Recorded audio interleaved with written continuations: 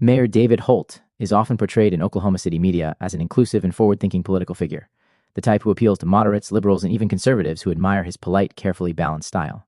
Holt's public image is meticulously curated, often emphasizing his commitment to diversity, indigenous recognition, and broadly appealing civic improvements. Yet a closer look reveals a striking disconnect between this carefully constructed appearance and the material realities shaped by his political and economic decisions, exposing a deeper truth characteristic of contemporary professional managerial class PMC liberalism. To understand this contradiction, it is necessary first to grasp how PMC liberalism operates in contemporary American cities. As noted by Catherine Liu, PMC liberals often use the language of diversity, equity, and inclusion to mask their participation in fundamentally inequitable economic policies. They present themselves as champions of social progress, even as their core actions reinforce neoliberal capitalism's harshest dynamics. Holt exemplifies this trend through several highly visible policy initiatives. His widely promoted advocacy for Indigenous Peoples Day, his support for Pride celebrations, and his establishment of a Human Rights Commission all demonstrate his commitment to socially progressive optics. These measures are undoubtedly meaningful, yet their depth and significance must be evaluated against Holt's more substantive economic policies, which reflect far greater material consequences for Oklahoma City residents. Consider the recent $900 million arena subsidy deal negotiated under Holt's administration. Despite public opposition highlighting potential misallocation of taxpayer funds, Holt's administration enthusiastically supported the agreement, framing it as an essential investment in Oklahoma City's future. The arrangement secured significant benefits for private interests and elite stakeholders, notably developers and the owners of the Oklahoma City Thunder basketball franchise.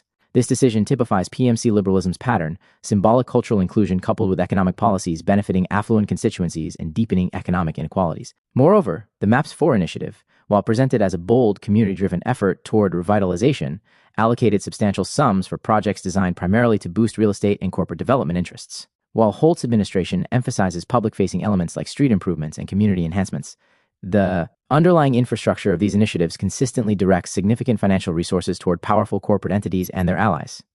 A particularly troubling aspect of Holt's political strategy is the apparent mismatch between his rhetorical commitment to progressive ideals and the material reality experienced by average Oklahoma City residents. Holt consistently speaks in terms that resonate broadly, carefully navigating controversies through calculated neutrality or inclusive gestures. His responses to crises and community tragedies, such as vigils for violence victims, have been exemplary performances of public empathy, and yet these gestures mask a deeper refusal to confront systemic inequities perpetuated by his economic alliances. This phenomenon aligns closely with Norman Finkelstein's critique of liberal politicians who excel at symbolic gestures, yet falter in challenging fundamental power structures.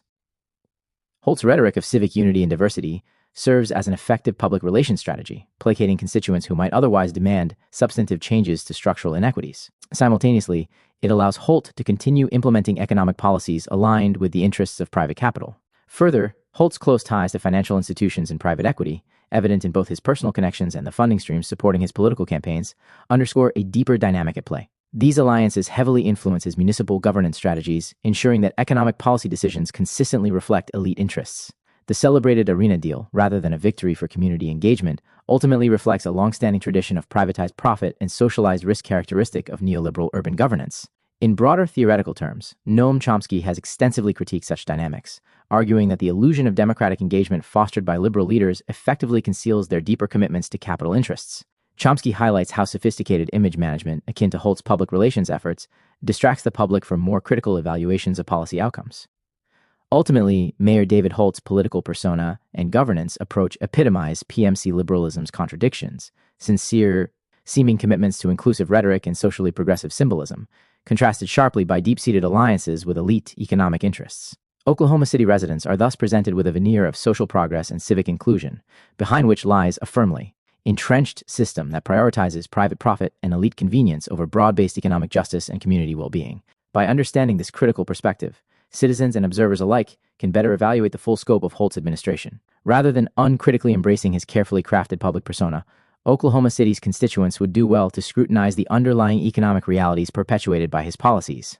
Only then can the city meaningfully challenge the disparity between the promises of inclusive civic progress and the persistent economic injustices that define Holt's tenure.